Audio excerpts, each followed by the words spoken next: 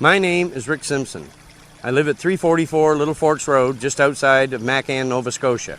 I'm here to tell you about the most medicinal plant known to man, hemp. So I started battling cancer before I even knew I had cancer. In late 2004, I thought I was pregnant every month because I was suffering from nausea all the time and headaches, like not bad, but just frequent. And then I would get my period, so I know I wasn't pregnant. I could have been the first person to die from smoking weed because I was using it to quell my symptoms.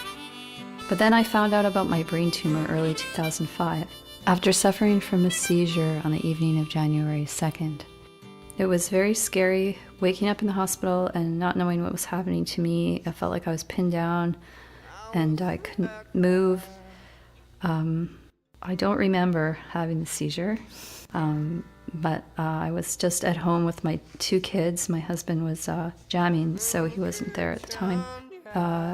My daughter found me seizing on the floor in the kitchen. I tucked my kids in like about 15 minutes earlier, I guess. Like I said, I don't really remember too much, even the weeks before my seizure. So she had found me there, and she was 6 at the time. She called 911 and had to try 3 times to get through. Lucky she is smart, and she messaged our babysitter who came by with her dad before the ambulance even got there. In the hospital, I had a CT scan and there was a lesion found on my right frontal lobe. I had my first craniotomy then, sometime before the end of January, to test to see if the tumor was cancerous. Yes, it was.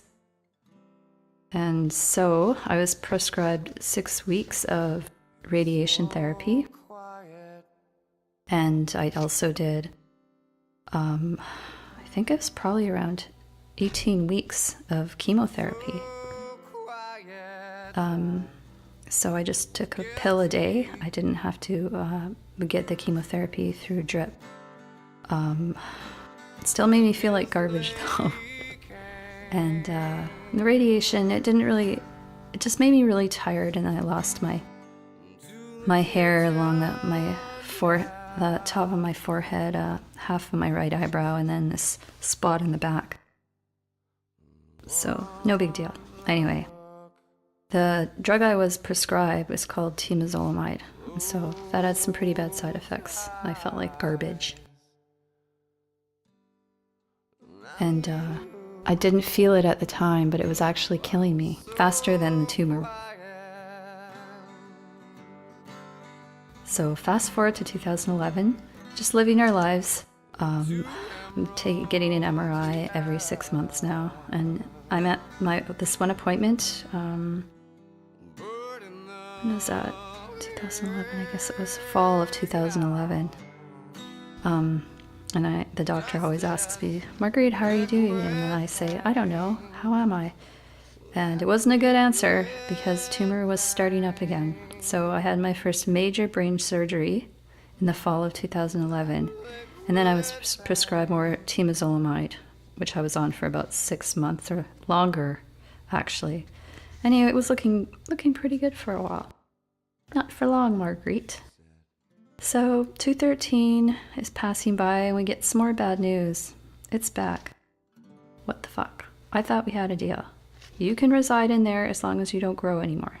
No deal, I guess. Well, another surgery, February 2014, and I was prescribed another chemo drug called lomustine, but I had to stop that because my body couldn't handle the amount needed for the drug to be effective against the cancer. Okay, so let's forward some months. November 23rd, 2014. Woke up in the hospital. In lots of pain. My husband had found me beside the bed the night before, seizing. Okay, so I contacted my doctor at the BCCA, and they set up another MRI for me and a blood test. So it turns out that it was starting to grow really fast. Jeffrey and I started a new diet based on the Johanna Budwig diet, and I also started ingesting cannabis oil. Well, 2015, comes and another craniotomy for me, January 11th. This time, it was different, and I was experiencing some symptoms that I never had before. I started to lose control over the left side of my body.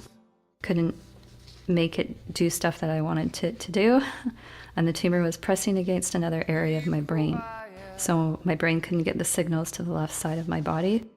I was dragging on the left side, and I couldn't do anything that required my left and right hand to work together as a team. That was some scary shit. So now here we go again. Good news though, too, the tumor, which was measured at 6 centimeters when I got my December MRI, and the pre-op MRI measured it at 5 centimeters, so something seemed to be working to shrink the tumor already. So I was just recently prescribed more chemotherapy, as well as an anti-angiogenesis drug, which is a drug that prevents blood vessel formation. Because the tumor had started to make its own blood vessels, that's why it just increased in size so quickly. So I said no more chemotherapy drugs for me, no more lomustine, no more temozolomide, no more Avastin.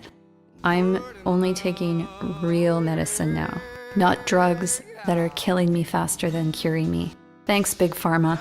Anyway, I say, fuck you, cancer. I'm going for the real cure. That liquid pain.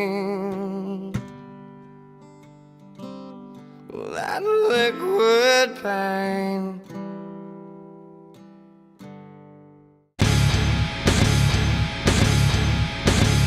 Fuck you, cancer.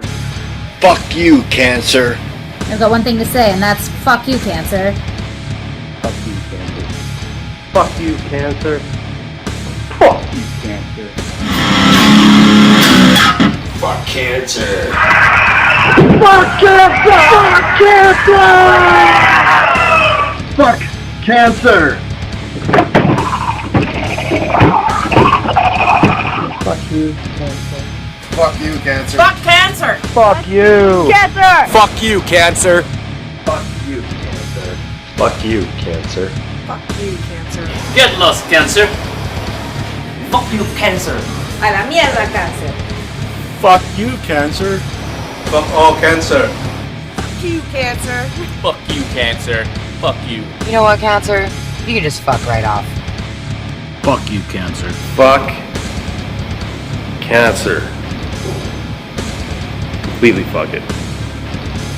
Cancer? Fuck you. Fuck off and stay fucked off. And you cancel. Fuck you, cancer!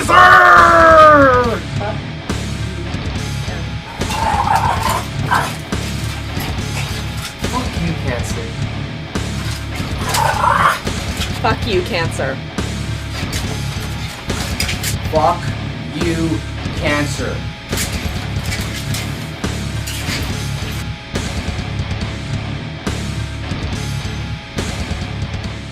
Fuck you, cancer. Fuck you, cancer. Fuck you, cancer. Fuck you.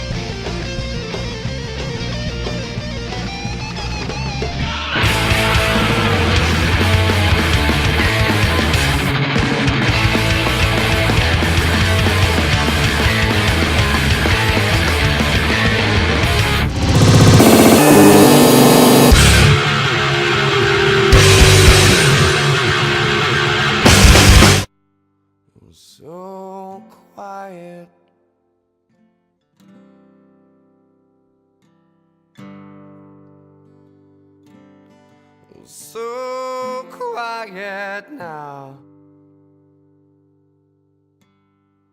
so quiet.